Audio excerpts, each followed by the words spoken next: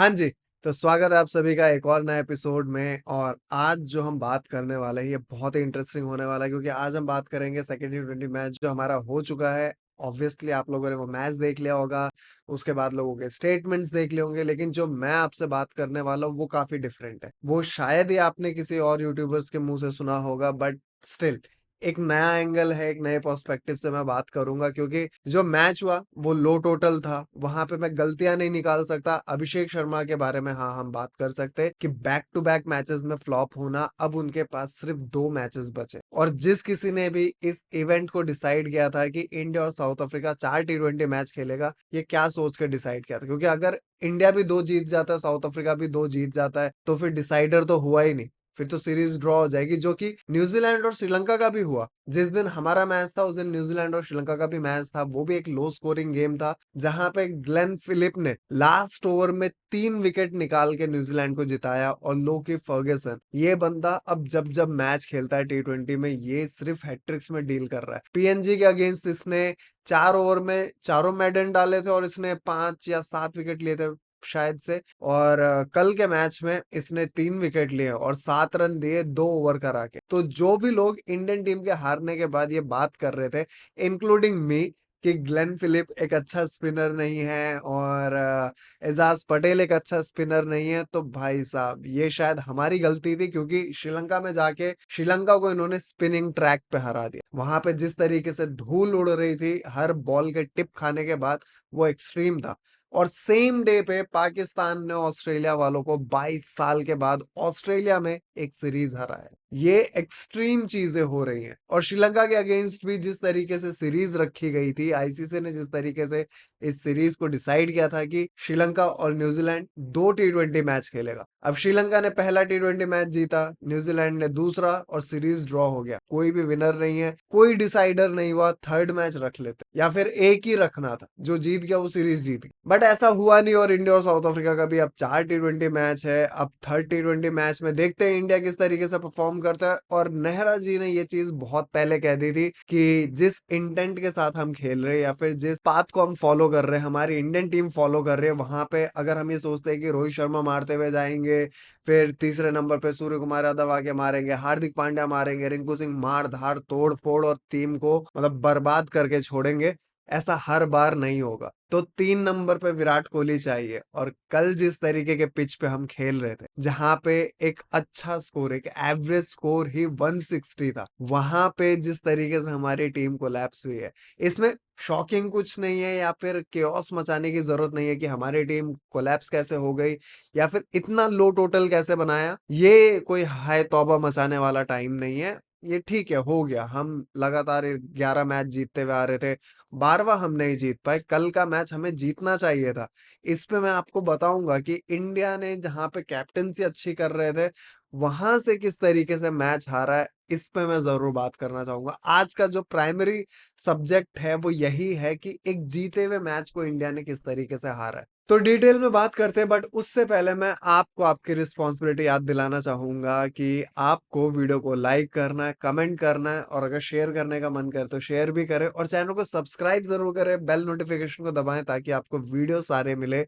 तो चलिए डिटेल में बात करते हैं। तो कल एक बार फिर साउथ अफ्रीका ने टॉस जीत के इंडिया को बैटिंग करने बुलाया। अभिषेक शर्मा जिस तरीके से लेट डाउन कर रहे हैं, अभिषेक शर्मा और जैक फ्रेशर मैकर, ये दोनों के दोनों जिन्होंने आईपीएल में एक अच्छा नाम बनाया अपने लिए, एक अच्छे इंटेंट के साथ खेला, और ये दिखाया लोगों को कि अगर इनको चांसेस मिले तो ये अपनी रिस्पेक्टिव टीम के लिए बेटर परफॉर्म कर सकते। बट सेम टाइम पे ऑस्ट्रेलिया की भी सीरीज चल रही है, इंडिया का भी यहाँ पे सीरीज चल रहा है, और दोनों ही प्लेयर, दोनों ही ओपनर्स हैं, और दोनों जिस तरीके से आईपीएल का नाम डुबा रहे, मतलब हर जगह थू थू हो रही है कि ये आईपीएल नहीं है। हर कोई यही बोल रहा है कि ये आईपीएल नहीं है। आईपीएल के स्टैंडर्ड्स को गिरा के रखा हुआ है, आईपीएल के नाम को बदनाम कर रहे हैं, ब्रांड को दाग लगा रहे हैं। तो बेसिकली ऑक्शन से पहले इस तरीके का परफॉर्मेंस इन दोनों को हेल्प तो नहीं करेगा। फॉर्चुनेटली अभिषेक शर्मा रिटेन हो चुके हैं, बट जैक फ्रेशर मैकर वो ऑक्शन में जाने वाले। तो लेट्स सी उनके रेट्स पे किस तरीके का इम्पैक्ट पड़ता है। और संजू सैमसन ने कल एक बार फिर एक बेहतरीन रिकॉर्ड बनाया है कि एक ही साल में चौथी बार शायद डक पे आउट हुए वो। संजू सैमसन इस टाइम पे या तो डक्स पे डील कर रहे हैं या फिर हंड्रेड्स में डील कर रहे हैं। रिकॉर्ड पे रिकॉर्ड बना रहे संजू सैमसन भी,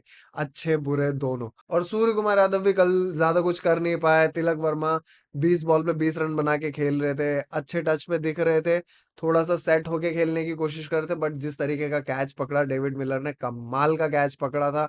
अक्षर पटेल, ये बंदा इंडिया का क्राइसिस मैन है। इस बंदे को जब भी टीम में रखा गया है, अगर टीम इंडिया कोलैप्स करने लगता है, हमने वर्ल्ड कप में देखा, वर्ल्ड कप के फाइनल में देखा, जब टीम इंडिया एक तरीके से कोलैप्स कर गई थी, वहां विराट कोहली के साथ अक्षर पटेल ने परफॉर्म किया था। और अक्षर पटेल को अपने करियर में अब एक चीज पे खास ध्यान देना होगा कि अक्षर पटेल जब भी एक अच्छे टच में दिखते हैं या फिर उनको अपॉर्चुनिटी मिलती है, अक्षर पटेल रन आउट होके जा रहे हैं। और ये बहुत बैक टू बैक हो रहा है। और कल के मैच में तो जिस तरीके से रन आउट हुए, अक्षर पटेल ने थोड़ी सी चीटिंग करने की कोशिश की थी, बॉल की लाइन पे बैट ला तो दिया था, बट ठीक है, अगर वो कोशिश क्रीज में पहुंचने की करते तो शायद क्रीज तक पहुंच भी जाते मे बी, बट उनका एक था। अब इस पे ज्यादा डिबेट नहीं करेंगे। हाँ, अनफॉर्चुनेट रहे, रन आउट हो गए, बस बात खत्म है। हार्दिक पांड्या ने बेसिकली इतना सीधा शॉट मार दिया था कि अक्षर पटेल वहां से अपने आप को बचा नहीं पाए।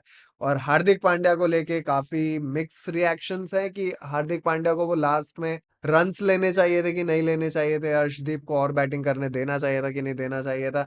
सी, अब ये ना मतलब बायलैटरल सीरीज है, इस पे इतना कुछ डिपेंड नहीं करता।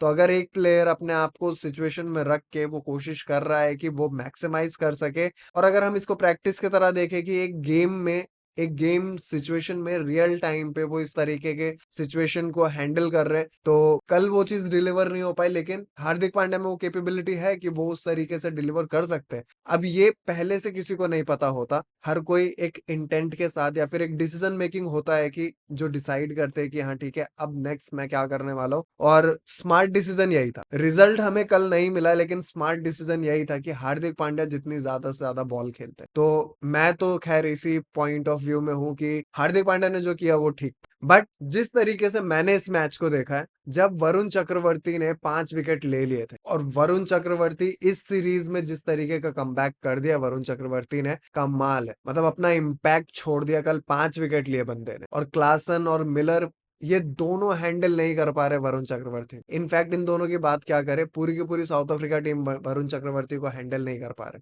तो वरुण चक्रवर्ती के 4 ओवर बहुत इंपैक्टफुल थे। रवि बिश्नोई भी अपना काम कर रहे थे। बट 14th ओवर में वरुण चक्रवर्ती का चौथा ओवर खत्म होता है। उसके बाद मुझे नहीं पता कि आप लोगों को याद है कि नहीं याद है, बट 15th ओवर मिलता है हार्दिक पांड्या को, जहां पे पहले 4 बॉल पे शायद 4 रन आते हैं। उसके बाद वाइड डालना जो हार्दिक पांड्या ने शुरू किया, बैक टू बैक 4 वाइड डाले और उस ओवर में 9 या 10 रन आए। तो जिस तरीके से 15th ओवर गया, उसके बाद मुझे ऐसा लगा था कि अक्षर पटेल ने अपने एक ओवर में 2 रन दिए। इकोनॉमिकली भी वो बंदा एक ओवर डिजर्व करता था। उस एक ओवर में अगर मार खा जाता, उसके बाद अर्शदीप और आवेश खान से बॉलिंग कराते, आवेश खान को बुलाया जाता बॉलिंग करने के लिए, तो फिर भी समझ में आता कि अक्षर पटेल को एक और ओवर दिया था, अक्षर पटेल पिट गए, उसके बाद उन्हें हटाया गया। बट 15th ओवर के बाद मुझे ऐसा लगा था कि 16th ओवर अक्षर पटेल को मिलना चाहिए था। फिर एक ओवर बचा था रवि बिश्नोई का, और उसके बाद 16th 17th रवि बिश्नोई और 18th भी अक्षर पटेल डाल सकते थे। पिच पे स्पिनर्स के लिए काफी कुछ था, स्पिनर्स को वहां पे खेलना इजी नहीं था। लेकिन सूर्य कुमार यादव हमारे कैप्टन ने अर्शदीप को बॉलिंग दी, आवेश खान को बॉलिंग दी,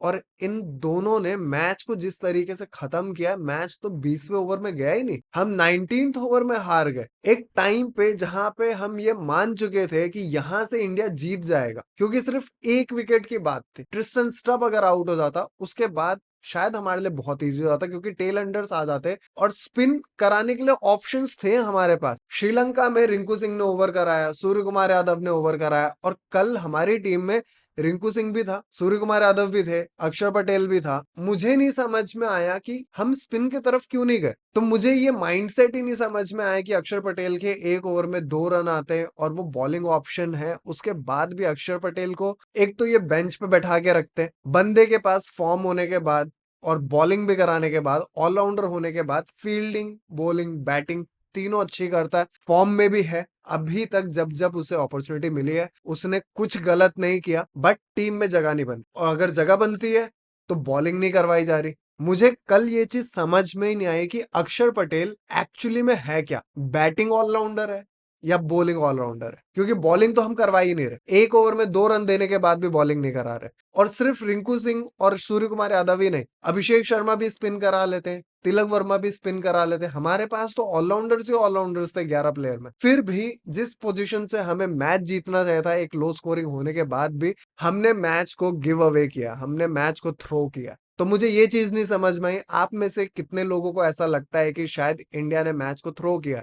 इंडिया यहाँ पे अक्षर पटेल से बॉलिंग करवा सकता था, अभिषेक शर्मा से बॉलिंग करवा सकता था, तिलक वर्मा से बॉलिंग करवा सकता था, जब अर्शदीप और आवेश खान दोनों ही पिट चुके थे। बट मेन बॉलर्स के साथ जाना, जबकि पिच में दिख रहा है कि पेसर्स इजी खेले जा रहे हैं, स्पिनर्स में दिक्कत हो रही है, उसके बाद भी हम पेस अटैक को लेके आ रहे हैं फाइनल ओवर्स में, तो ये थोड़ा सा सरप्राइजिंग था। और जेराल्ड कोर्ट्ज़ेआ, ये बंदा विकेट लेने के बाद जिस तरीके का एग्रेशन शो करता है, ओवर एग्रेशन है, क्योंकि पूरी की पूरी साउथ अफ्रीका टीम अलग तरीके से सेलिब्रेट कर रही होती है और ये बंदा अलग सेलिब्रेट कर रहा होता है। बट इस तरीके के एग्रेशन को जब आप परफॉर्मेंस से बैक करते हो तो ये एग्रेशन शायद सही है, क्योंकि 9 बॉल पे आके 19 रन बना के जाना, जहां पे बाकी बैटर्स को दिक्कत हो रही है, वहां पे इस तरीके से खेलना, मतलब 210 के अराउंड के स्ट्राइक रेट से, तो ये अपने आप में कमाल है, कमाल है। बट अगर सीरीज के पॉइंट ऑफ व्यू से देखा जाए तो शायद ये अच्छा है, क्योंकि अब सीरीज थोड़ी सी अलाइव हो गई, क्योंकि इंडिया ने एक मैच जीता, साउथ अफ्रीका ने एक मैच जीता। अब आने वाले 2 मैच बहुत इंपॉर्टेंट हो जाते हैं, तो लेट्स सी। अब बात कर लेते हैं गौतम गंभीर ने जो इंटरव्यू दिया, जो प्रेस कॉन्फ्रेंस हुई, उसमें गौतम गंभीर से कई सारे क्वेश्चंस पूछे गए रोहित शर्मा और विराट कोहली को लेके। तो गौतम गंभीर ने सीधे सीधे कहा है कि मुझे रोहित शर्मा और विराट कोहली के परफॉर्मेंस को लेके कोई भी स्ट्रेस नहीं है, वो दोनों क्वालिटी प्लेयर्स हैं। और हाँ, उनके परफॉर्मेंसेज अच्छी नहीं रही, बट उनमें वो हंगर है, वो कीन है, और हम बहुत उत्सुक हैं ऑस्ट्रेलिया जाके परफॉर्म करने के लिए और सीरीज जीतने के लिए। तो ये काफी अच्छा है कि चलो ठीक है, गौतम गंभीर अभी भी आके बोल रहे हैं कि हाँ, कोई टेंशन वाली बात नहीं है। सबसे पहले तो कोच और प्लेयर में बिलीव होना चाहिए, हमें तो बाद में उनको खेलते हुए देखने के बाद आएगा, क्योंकि अभी हम थोड़े से डाउटफुल हैं जिस तरीके से हमने न्यूजीलैंड के अगेंस्ट खेला है। बट हमारे कोचेस और प्लेयर में वो बिलीव है, वो देख के काफी अच्छा लगा। और केएल राहुल को लेके भी गौतम गंभीर ने बोला कि वो जिस क्वालिटी का प्लेयर है, जिस भी नंबर पे बैटिंग करा लो, कीपिंग करा लो, किसी तरीके की कंप्लेन नहीं, और जिस क्वालिटी का प्लेयर है वो कई सारी टीमों के पास नहीं है। तो we are privilege to have KL Rahul. But इस पे ट्विटर पे लोगों के अलग ओपिनियंस है, उस पे मैं नहीं जाऊंगा। और इंटरेस्टिंग चीज एक और बोली कि रिकी पॉन्टिंग को लेके किसी ने क्वेश्चन किया था, कि रिकी पॉन्टिंग ने बोला कि विराट कोहली ने पिछले 5 साल में सिर्फ 3 सेंचुरीज मारी है, तो ये बहुत कंसर्निंग है। तो गौतम गंभीर ने बोला कि रिकी पॉन्टिंग हमारे क्रिकेट पे क्यों बात कर रहा है, अपनी ऑस्ट्रेलियन टीम पे ध्यान दे। पाकिस्तान से 22 साल बाद हारे, बट वहां पे इस चीज का कोई हो हल्ला नहीं है कि हम 22 साल बाद हार गए। थोड़ा बहुत क्रिटिसिज्म चल रहा है, बट इतने इस तरीके से नहीं हुआ है कि उनकी दुनिया उजड़ गई। उनको पता है ये बायलैटरल सीरीज है, हमारा फोकस ही कप्स को और चैंपियनशिप को जीतने का है। मैं भी आप लोगों को यही समझाने की कोशिश कर रहा था कि हाँ, हमने जो क्रिटिसिज्म किया, जो जितना करना चाहिए था उतना कर दिया, बट इसको इतना सर पे लेके घूमने की जरूरत नहीं है कि हम उस बेसिस पे बीजीटी को भी हम देखें कि बीजीटी में इंडिया क्या करने वाला है। वो एक बैड फेज था, इसको आप मान लो कि वो इंडिया का एक बैड फेज था, और ये नवंबर मुझे लगता है यहीं पे खत्म कर देना चाहिए, क्योंकि ये ना तो इंडियन टीम के लिए कुछ अच्छा कर रहा है और मेरे लिए भी ज्यादा अच्छा जा नहीं रहा है। तो मुझे ऐसा लगता है इस नवंबर को यहीं ऑफिशियली खत्म कर दे, या फिर ये जितना जल्दी खत्म हो जाए उतना ज्यादा अच्छा रहेगा। और एक्चुअली में अगर देखा जाए तो हमारा सारा स्ट्रेस पहले टेस्ट मैच को लेके ही है, क्योंकि वहां से फिर नर्व सेटल हो जाएंगे, और पहले टेस्ट मैच में रोहित शर्मा है कि नहीं है, ये बहुत बड़ा सवाल है।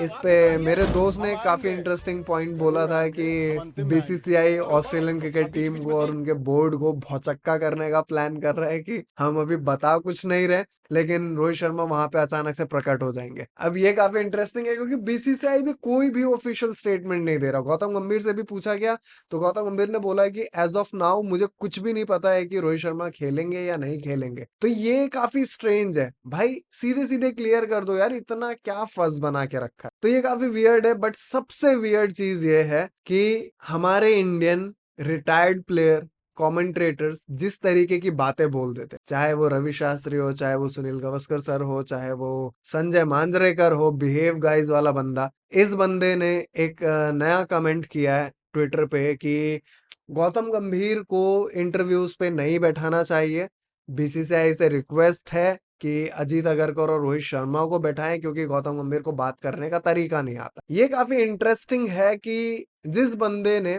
अपने खुद के क्रिकेटिंग करियर में ऐसा कोई रिमार्केबल या फिर याद रखने वाला कोई भी इनिंग नहीं खेला, या फिर इंडियन क्रिकेट में इसका बहुत ज्यादा कोई कंट्रीब्यूशन नहीं है जो कि याद रखा जाए। सिर्फ इनके पास जबान अच्छी है, बातें अच्छी कर लेते हैं, इस वजह से कमेंटेटर्स बने। लेकिन अब पता नहीं ये क्या फूक के या क्या नशा करके ये आ जाते हैं और ये कुछ भी बोल के जाते हैं।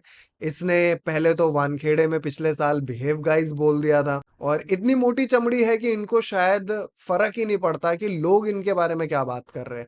ये जब ये बात बोलेंगे तो लोग किस तरीके से रिएक्ट करेंगे, शायद करते भी शायद रिएक्शन के लिए ही है। क्योंकि बिहेव गाइस बोलने के बाद फिर विमेन्स T20 वर्ल्ड कप में जब ये कमेंट्री कर रहा था तो वहां पे साथ के कमेंटेटर से ये कुछ बोल रहा था प्लेयर्स के बारे में। तो उसने बोला था कि एक प्लेयर है पटियाला की, उसके बारे में बोला कि वो भी बहुत अच्छी प्लेयर है। तो इस बंदे ने, संजय मांजरेकर ने, ये बोला था कि मुझे उसके बारे में नहीं पता, मैं उसको नहीं जानता क्योंकि मैं नॉर्थ के क्रिकेट को फॉलो नहीं करता। अब ये वहां पे कमेंट्री करने गया है इंडियन टीम के लिए, ये इंडियन क्रिकेट को रिप्रेजेंट कर रहा है, ये वहां पे इंडियन ऑडियंस के लिए गया है, ये मुंबई ऑडियंस के लिए नहीं गया है, या फिर ये साउथ के या फिर सेंट्रल इंडिया के ऑडियंस के लिए नहीं गया है। ये वहां पे जाके बोल रहा है कि ये नॉर्थ के क्रिकेट को फॉलो नहीं करता। जो क्रिकेट में एक मुंबई लॉबी वाला टर्म है वो इसी वजह से आज तक अलाइव है, क्योंकि ये जिस तरीके से बातें करते हैं। ये अभी जब रोहित शर्मा ने बोला था कि 12 साल में एक बार तो अलाउड है, मैं being a Rohit Sharma fan, मुझे वो बात बहुत ऑफेंसिव लगी कि जब रोहित शर्मा ने बोला था कि हमें पता है कि फैंस किस तरीके से बात करते हैं। हमने 2023 के वर्ल्ड कप में टीम इंडिया को सपोर्ट किया था, रोहित शर्मा को सपोर्ट किया था हारने के बाद भी। उस दिन हमारा रिएक्शन बहुत डिफरेंट हो सकता था। Being a sensible cricket fan, हम सबने इंडियन क्रिकेट को, रोहित शर्मा को सपोर्ट किया था। उसके बाद एक सीरीज जो कि इंडियन टीम ने इतना गंदा खेला, जहां पे रोहित शर्मा की वर्स्ट कैप्टेंसी हुई है अपने करियर की, वहां पे इस तरीके से आके बोलना और सारा ब्लेम ऑडियंस पे डाल के चले जाना कि ऑडियंस तो इस तरीके की बातें करती है, ये पॉइंटलेस है। ऑडियंस तो उस तरीके की बात करेगी ना जिस तरीके का आप गेम परफॉर्म करोगे। तो ये जिस तरीके से हमारे कमेंट्रेटर्स अपने आप को क्रिकेट के एकदम ही एक्सपर्ट मान के बैठे हुए हैं, जिन्होंने अपने करियर में कुछ नहीं किया, या फिर हमारे रिटायर्ड लेजेंड्स, जो कि सुनील गावस्कर सर ने बोला कि अगर रोहित शर्मा पहले और दूसरे टेस्ट मैच के लिए अवेलेबल नहीं है तो फिर उन्हें एज अ प्लेयर ज्वाइन करना चाहिए, कैप्टन की तरह नहीं। अब ये कोई पहली बार नहीं हुआ कि किसी कैप्टन ने एक या दो मैच मिस किया हो, उसके बाद सीरीज को ज्वाइन किया हो और आके वो दोबारा कैप्टनसी का चार्ज ले ले। ये कोई पहली बार नहीं हो रहा है, इससे पहले कई बार हुआ है और इसके बाद भी कई बार होगा। कि इस तरीके की बेतुकी बात करना और इस तरीके के कंट्रोवर्सीज को स्टेर करना, ये बहुत ज्यादा बेवकूफी है। मतलब पहले सोशल मीडिया नहीं था तो गिने चुने इंटरव्यूज निकलते थे, तमीज की बातें होती थी। अब हर किसी को इंटरव्यू देना है, हर किसी को इंटरव्यू लेना है, तो आके कुछ तो बोलना पड़ेगा इंटरव्यू चलाने के लिए। तो इसका ये मतलब नहीं है कि कुछ भी आके बोल के चले जाओ। खैर, आज के वीडियो के लिए इतना ही। अब जाने से पहले मैं आपको एक ही मैसेज के साथ छोड़ के जाना चाहूंगा कि हमारे आसपास बहुत से ऐसे जानवर हैं जिनको हमारी जरूरत है। तो अगर वो आपके घर के आसपास या आपके पास आते हैं थोड़े से खाना, थोड़ा सा पानी, थोड़े से प्यार के लिए, तो प्लीज उन्हें भगाए नहीं, और हो सके तो उन्हें थोड़ा सा खाना, पानी, प्यार जरूर दें। इससे उनकी बहुत हेल्प होती है। और अपने घर के अंदर और आसपास पेड़ जरूर लगाएं। तो वीडियो अच्छा लगा हो तो वीडियो को लाइक कर दे, कमेंट करें और चैनल को सब्सक्राइब जरूर करें, और बेल नोटिफिकेशन को भी जरूर दबाएं ताकि सारे नोटिफिकेशन आपको मिले। तो आज के वीडियो के लिए इतना ही। अब हम मिलेंगे नेक्स्ट वीडियो में, तब तक के लिए bye, take care, peace out.